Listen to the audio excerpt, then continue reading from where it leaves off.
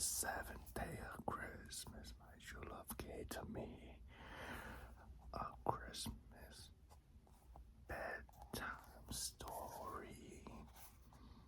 So I have a very Merry Christmas book to read to you, and I also have something very special for Christmas Eve that I'm going to be saving. But let me know if you ever read this book. This is my first time reading this. I don't know if this is like an old book or like a book that's been recently published. Yeah, this is looks great. Alright, let's get into it. I have some pictures right there, as you can see. So it just looks like they're in an office, ready to get. It looks like they're ready to get set up for an office party or something. Alright, so Christmas is always special. That's how it will start. Christmas is always special. It was winter in New Mouse City, the capital of New Mouse Island, and the weather outside was frightful. Sitting at my desk one chilly evening, I gazed out my window at the snowflakes falling shortly over the city. I almost forgot to introduce myself. My name is Sultan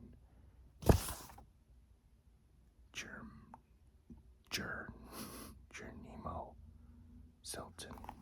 Jernimo Sultan. I don't know if I'm pronouncing that name right. Here's we have this picture. Daydream about Christmas, Santa, gifts, and everything. Holiday, festive cheers. Alright, so Christmas is always special. I'm the publisher of. Oh, wait.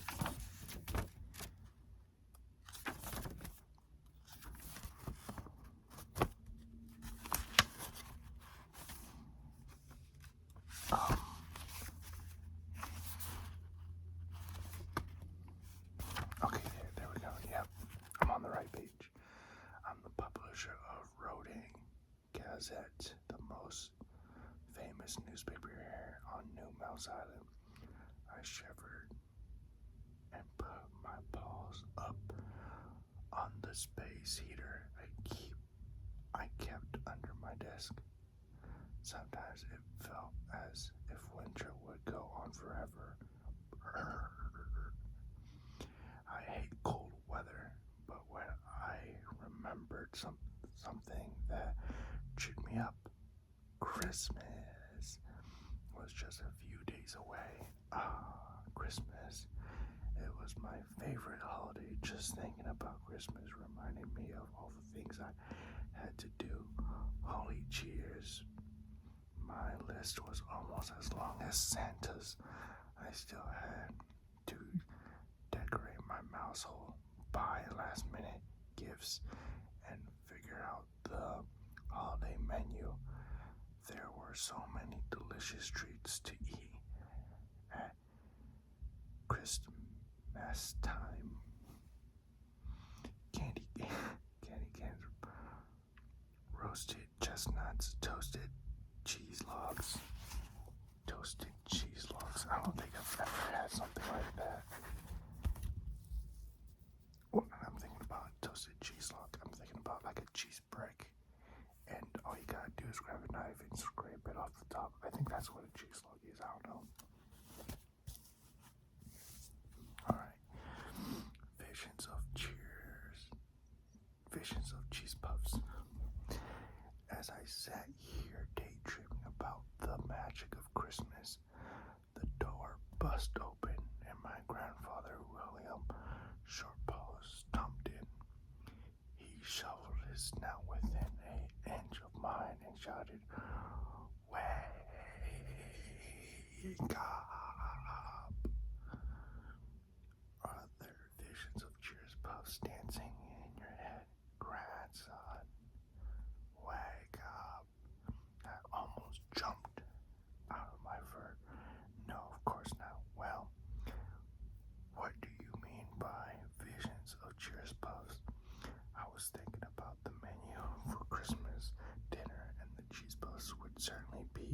wishes.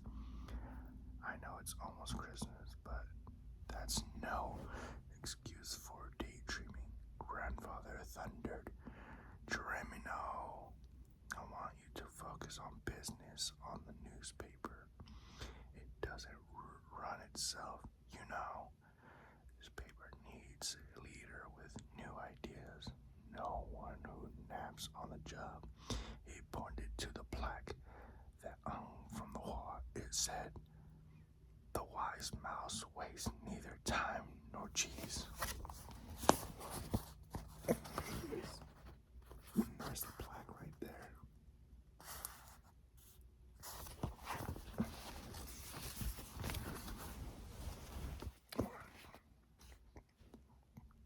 Then he taped his paw on my snout a couple of times. Knock, knock. Anybody home? He picked up the phone and called Miss Raven, one of the assistants on staff.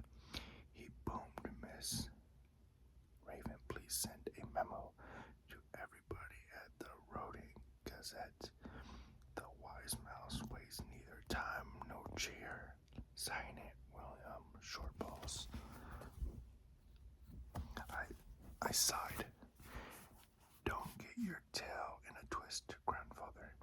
Even if you don't sign it, everyone will know the memo comes from you." It was true. No one else would be so obnoxious.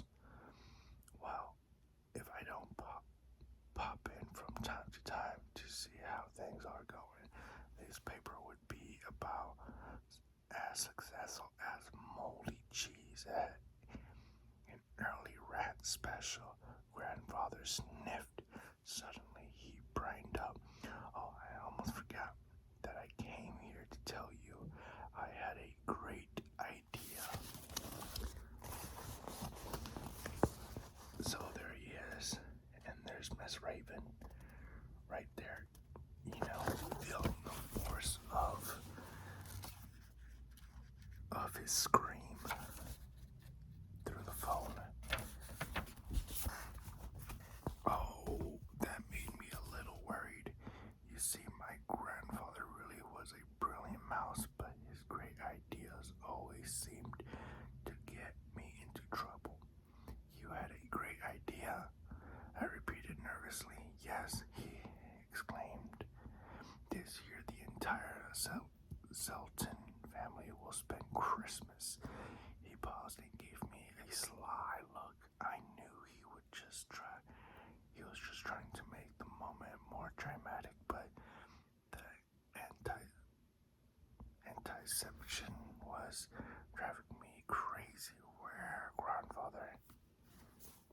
"In New York." "Why New York of all places?" There he is. New York City. Yeah, I like that. I've always wanted to go to New York. That seems like a great place to visit. It's on my bucket list. I love New York. New York. Why New York? New York. New York. I asked. Grandfather smiled. "Because my best friend Klondike McMouse lives in New York. I met him a long time ago when traveling around the world from the Roding Gazette, which reminds me, grandson, you should be out there sniffing out new stories instead of in here warming your tail in that cushy chair." I opened my mouth to defend myself, but before I could squeak a word, Grandfather cut me off. "Well, anyway, Klondike invited us to spend Christmas with his family. He lives in a fantastic apartment overlooking Central Park." "Dear William, how are you? I was thinking about all the fabulous times we used to have when you were the editor of the Rodent Gazette.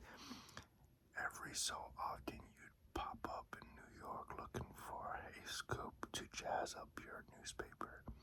We used to go out to see all the sights.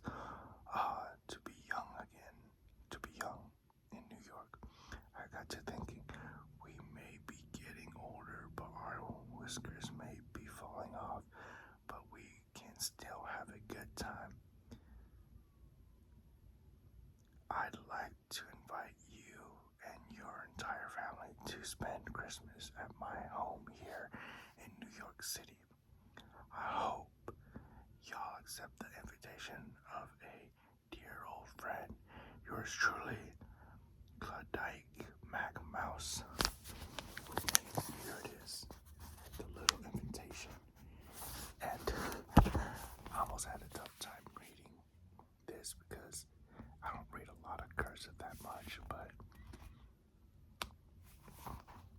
glad that I was able to read it. And before